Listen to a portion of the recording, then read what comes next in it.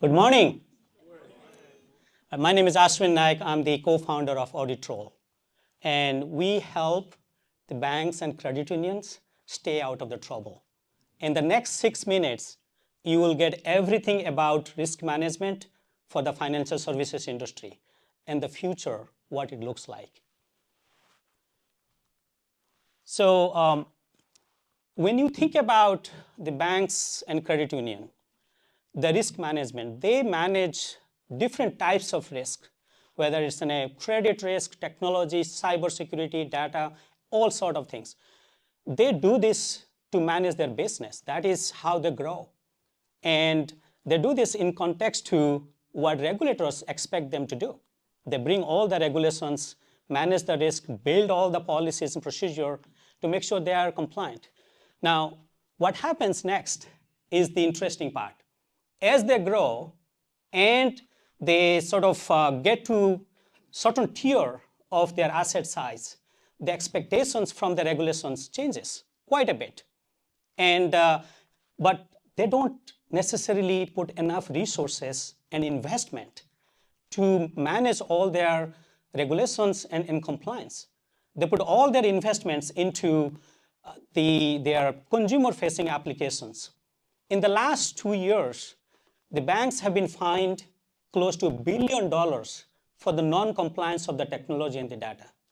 And when that happens, just imagine the reputational risk they run into in the community they serve and their consumer base. And so this is very interesting. Now, how do they manage today? There are so many banks, there are close to 9,000 banks, and there are plenty of them down the street here. And what we have seen is they bring all the resources, they throw resources, people, to solve the problem, right?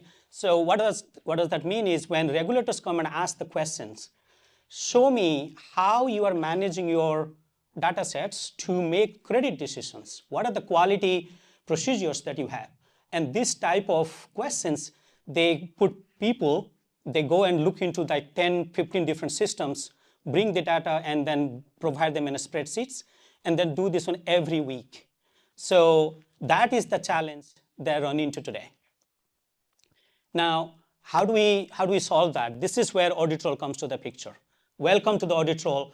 We are that engine of the car that senses the potential risk that's coming up for the bank. And we build this, we provide the software and the solutions to make sure that they not only mitigate the risk, but they're proactive about mitigating and detecting those risks before that happens. Now, that is the era that we are getting into when it comes to risk management. Now, some of the questions that we have, like bias detections, quality, as well as the integrity of their the reports they submit to the regulators, Auditrol takes care of all of it with a confidence and 100% the auditability of everything that happens within the platform. So let's look into an example of a user experience here. So we look into all the regulations relevant to the bank of that size. Okay. Now there are 6 regulatory bodies. We look into all those documents that are relevant, scan it, and bring from the PDF document to a consumable sort of a data set that can be accessed via an API or a database. And then we provide the code assist AI that takes care of the automation of those controls, automation of those guardrails that regulators expect them to do. And we do this one in confidence and then provide an end-to-end visibility of the risk. Now, when the regulators come and ask them, show me the systematic way how you are managing the risk for your bias detection in the consumer decisions, that's where that graph that you see here provides that. So we are the platform not only use the data to make decisions, we are the platform that makes the decisions and help our customers to ask the better questions. That's the new era that we are getting into. So we feel that our target market is pretty large. 5% of the IT budget that the bank spends on risk management, and that's the department is continue to grow. And from that, our target market is all the from 1 billion to 100 billion assets. So that's close to $5 billion, the serviceable optimal market. We feel pretty proud about that, the market that we're getting into, and it's a large enough problem for us to solve. Our pricing strategy is fairly straightforward: bronze, silver, and gold. And that's really defined by the banks of their asset size: 10 billion assets, 10 to 50, 50 to 100. And the reason why I do that, every single tier, the complexity of the regulation changes. So that's how our pricing also reflects it. Our traction has been pretty good, which is we launched the product late last year around holiday timeframe and took a little bit of rest because we were so tired of building the product.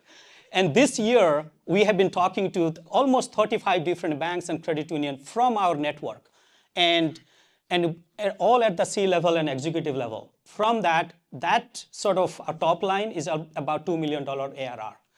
And we have been working with 2 prospects and doing the active pilot, and we hope to close them in the next 6 to 8 weeks.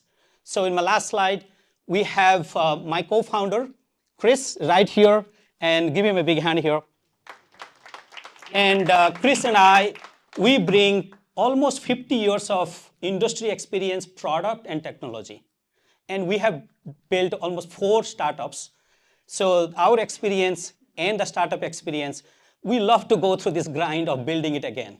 And along with us, Sean, which heads up our sales, 30 years SaaS veteran, is helping on driving all the sales. So that's, Sean, thank you for coming. And our ask is we really need your expertise, the experts, and connections to the banks and credit union, and any fintech partnership there.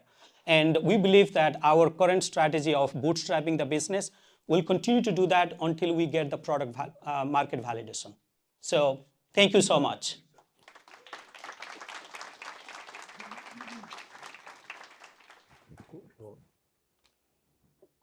Ashwin, that was good.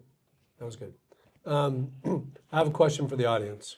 How many of you, raise your hand if you agree with the following statement: Ashwin's super competent and he understands this space really well. Raise your hand if you agree with that. Okay, good. Now, raise your hand if you agree with this statement: you could go to somebody in your network and explain what they do with confidence. Yeah, me neither, right? Okay, so listen, this was really good. And you're solving an important problem, and it's kind of a complex problem. For me, while you were going through this, I was never able to grab on to exactly what it was we were doing, and I have a recommendation, right?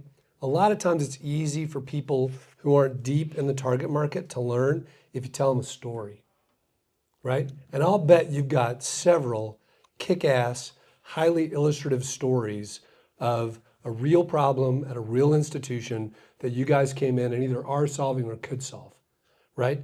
I think if you introduce that into your materials, it would really help normies like me on-ramp into what you're talking about, right? Because, dude, I have no doubt that you're like an absolute extreme expert on this.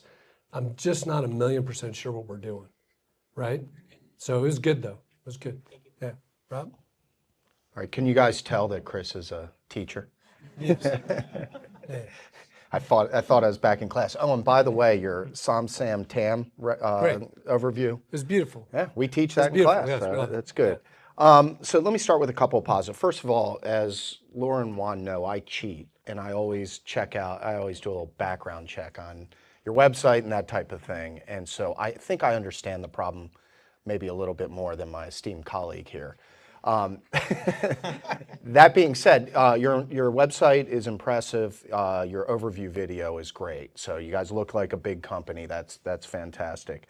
I thought you had a good explanation of the problem and the solution. I agree with Chris. Storytelling use cases are a fantastic way to really, state what the problem and solution are. I think that there's a couple things. I always look for, there's 8 things I look for in a pitch, and I'm just going to rattle these off for everybody. And so I look for problem, barrier to entry, market, team, competition, differentiation, revenue model, and traction. Okay, I think you hit most of those. I didn't hear anything about competition and differentiation. And because I think this is a hot area, I think there's a lot of competitors out there. I also know that a little bit from RevTech Labs, which is the accelerator that's here in town. There's a lot of these type of reg tech specialists that come out. So I want to know how you're different than them. The last thing I would ask is, do you integrate to bank systems? Is that required for your solution, and is that a big part of your product development pipeline? So I'll respond the first one. Yes, we do have competitions. In fact, 2 weeks ago, we were said no by a $200 billion business. Our competition was ServiceNow. And ServiceNow is an 800-pound gorilla in the GRC market. And what the customers prospect didn't really know all the details about what ServiceNow does. So their use case was more about data and AI governance. That is not ServiceNow does today. As of last night, we are now partner of ServiceNow. We signed the partnership. We knew that this is the problem we solve, and we can integrate with ServiceNow to bring the holistic solutions into ServiceNow ecosystem. And we are re-engaged with that customer. So like ServiceNow, we have other prospects like Hyperproof, Metric Stream, those kind of the software player that are already there. But when it comes to risk management of technology, data, and AI risk, we believe, and the automations of those risk posters and the guardrail is something that's unique to us. And that gives us the defensibility. The other question about the integrations, we are actually, some of the banks that are 10 billion or less, they require us to integrate to their core systems. And we are actually talking to 2 providers that have the API layer. And those meetings are happening this week to build that partnership with them and go to the market with that pre-built integration. Yeah. Nice job. This is really fun to be in this type of a setup, hearing a pitch and just getting a chance to chat about it. So I'll just rattle off some pros. I mean, just like Chris said, I mean, you clearly, you're an expert in the space. Your slide around the nuts and bolts of how the solution works, I mean, establish that expertise, which is important. I thought the work on SOM and kind of focusing in on smaller banks and institutions was really solid. And team and, Chris, we're happy investors in Lucid. Very happy investors, so it's you sold me on the team with that. A couple just suggestions and opportunities. I mean, one is, I think when you're pitching, in this case, you're pitching risk. And when you pitch risk, you need to pitch risk as being really scary. You need some detailed stories, to Chris's point, around why it's so scary. And then you need to provide, as you build some tension around that story, some relief at the end around why this is truly a painkiller solution for anybody who is sitting in the middle of the story you just told, right? So I'd lean into that. I think on the sales pipeline and kind of the revenue model and the pricing side, I don't need to see pricing at this point in this stage of the business. So I would pull that, and in lieu of that, add more around. I mean, you have 2 customers in beta, right? Tell me more about them. Who are they, right? What have they said? What are they testing and trying, right? Yeah. That's more interesting to me. Okay. I can. Yeah. So this is one of the bank from Alabama, $45 billion asset bank. They have all the tools in the world that's possible. And one of the things that when the OCCs, which is one of the regulator, came and asked them earlier this year about their data quality controls in terms of, based on the OCC guidelines, they had nothing. And that's when our conversation started, where when they looked into Auditrol, the pre-built or pre-packaged OCC controls are already baked in, and how we can help them to manage the risk or provide this visibility. I think they were really. So what's the financial downside for the bank in Alabama if they don't conform to the OCC's guidance? What's the financial downside to them? Potentially fines, millions of dollar fines. Okay, good. Start with that. Okay. I would totally say there's a bank in Alabama and blah blah, like walk through the thing and say they're staring down the barrel of 15 million in fines, or they can use our thing. Yeah.